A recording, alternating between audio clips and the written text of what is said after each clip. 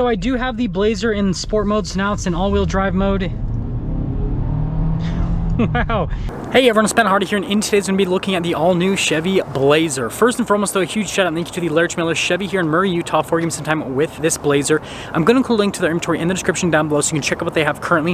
If you have any questions or need any help whatsoever, just ask to work with Nick and Gage. And then on a side note, if you want to save time and money the next time you purchase a car, link to my car buying guide in the description down below. Let's get into it.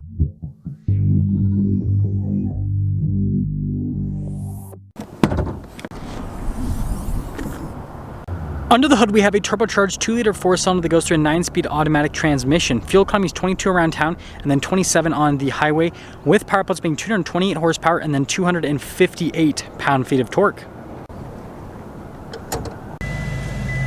Now, before we go over the front end, I do want to mention if you want to see more videos just like this, then I recommend you subscribe because I post content every single day. Starting with the hood here, we have quite a few distinctive sharp lines, especially on the sides of the hood, and also this red color, it pops. Now we've got these new stylized daytime running lights here at the top. This does have a split light design, so the headlights are actually down below with some blacked out trim. You got a ton of chrome there on the front grille with the normal Chevy bow tie. And then when you pull it all together, unless you're in the know, it looks super similar to the previous Blazer. Come around the side here, our timing wheel setup is 265, 45, 21 in the front and over in the rear.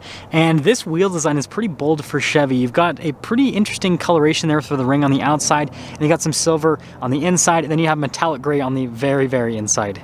Now, some other cool design elements, we do have some chrome there around the door handles and then here at the bottom, and then it's actually painted at the very bottom. It's not just exposed plastic like what you see on a lot of other crossovers. Here's our key fob, Chevy bow tie there on the back. We have our unlock, lock function, remote start, and then the opening here for the hatch, which you just press a couple times and it'll pop it open. Now with the cargo area with the Blazer, it is absolutely massive, and this is one of the big benefits is you have tons of space. And if you want to throw down the second row, boom. There's also a spare tire under the loading floor. Then we have this nice button right here that you can press to lower the hatch right back down. Here are the taillights on the Blazer. You guys can see the turn signal indicator there. Definitely a unique appearance. And then all of our badges here on the back in normal Chevy fashion. And then notice the bottom portion of the bumper is painted. We do have a bezel that covers the receiver hitch. And then you guys can see the exhaust tips there on either side under the covers. And then we do have parking sensors. And then altogether, the Blazer still does have that cool, sporty looking crossover design. With this Premier package, you get really nice padding here on the door panel, and then you got some stitching right there. Window control here for the rear passenger, and then heated seat as well. Speaking of seats, here are the rear seats. We have this really cool piping throughout. They're perforated there in the center, and we actually have little suede inserts. Vents here in the center, and then you guys can see with the USB action, and then a full power outlet, and then we do have little storage pockets there on either side. And don't worry, I didn't forget, we got a cup holder armrest. Legroom is pretty solid here in the Blazer. Headroom's also pretty decent. The front door panel has a pretty similar design to the rear with, again, that stitching, and then notice the trim there. All of our window controls here with our mirror adjustments. This also does come with memory seats, blind spot monitoring, and you've got that to adjust the opening with the hatch or just open up the hatch itself. The front seats do have the same design as the rear, so you've got those little suede inserts with the cool piping and then the contrasted stitching, and the driver's seat is power adjustable on top of that. Parking brake is off to the side, and then we do have our light control, and then the steering wheel is power adjustable.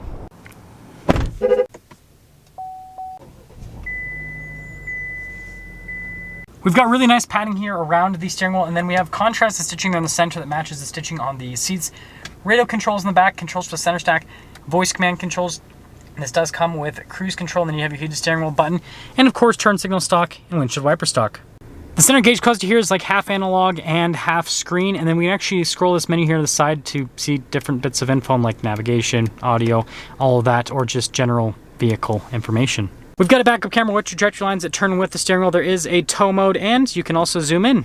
The infotainment system itself is really responsive. It does have Apple CarPlay and Android Auto. You've got the shortcut bar here at the bottom, and then you have more little shortcut buttons and volume control and all that. If you want to turn off the auto stop start, and then got your hazard lights, stability control, and then the opening for the glove box there on the other side. I do want to mention we have some pretty nice material used throughout on the dash, and then again with that stitching and piping, it all looks really nice. Down below we do have our controls for our dual zone climate system. We have heated and cooled seats, and to adjust the temperature you actually spin the vent itself, which is pretty cool. We've got some USBs here at the top, wireless phone charging pad, shifter for that 9-speed automatic transmission, and then this is for the parking sensors and then our lane departure. This dial controls the drive mode select, which will actually pop on in the center screen as well when you change through the different drive modes, which is pretty cool. I guess they like suede here in the Blazer, but there's a quick look at the center console. It's got some more charging ports. Sunglass holder here at the top, and then universal garage openers, and then just a darker headliner. Here's our window sticker. We have a 3-year, 36,000-mile bumper-to-bumper warranty, 5-year, 60,000-mile on the powertrain. Base MSRP is $45,400. After all options on this particular one, total MSRP is $49,540 on this Premier Blazer. Let's see how it drives.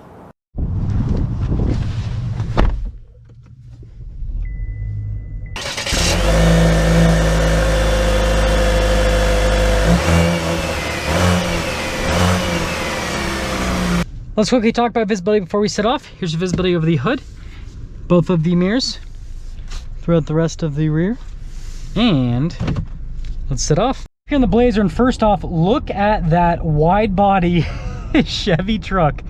That thing is crazy. I know this is not part of this review at all, but you know, if you happen to be watching this video and you own that truck, I would love to review it. That thing's cool.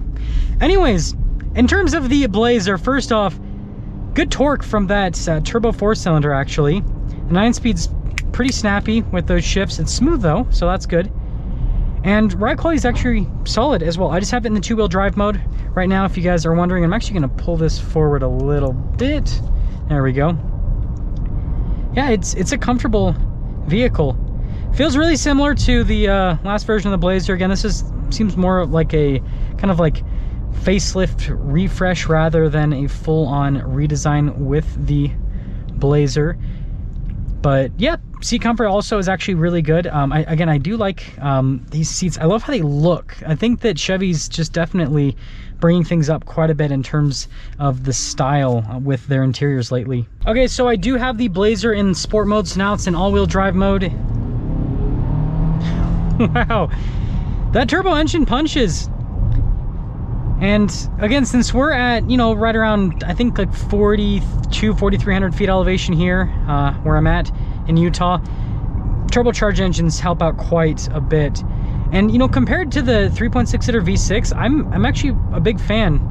I thought that I wouldn't be because the power outputs are lower with this, but again, the torque's good and the power loss is not as substantial here at elevation. So overall, let's sum things up here at the Blazer. So fresh face, right? Yeah, I mean, again, this is definitely more of a light refresh rather than a full redesign. And so, you know, this is a good, like, larger size crossover. And, you know, this kind of competes against, like, the Jeep Grand Cherokee because it's just a 2-row crossover where you've got a bunch of trunk space, which is a vehicle that I really appreciate because, you know, only got one baby on the way right now, so don't need to have like a third row SUV quite yet, but definitely do need more storage space. So like I like this. I like the fact you can switch between 2-wheel drive and 4-wheel drive, so you can get better gas mileage with the 2-wheel drive, and then, you know, when you need the all-wheel drive, then you can go over to that. I know I said 4-wheel drive and all-wheel drive. It has all-wheel drive. But other than that, I mean, the whole thing with this being named the Blazer when it's not like the old Blazer, that's still continues to this day. But, you know, maybe Chevy will eventually give us a real Blazer in the future. But as of right now, this new Blazer with the 2.0 turbo is a pretty solid crossover, and let me know what you guys think about it. That'll sum things up with our video on this Chevy Blazer. Again, a huge shout out and thank you to the Larry Miller Chevy here in Murray, Utah for giving me some time with this vehicle. Check out the inventory in the description down below. Ask to work with Nick and Gage if you need any help. I'll see ya.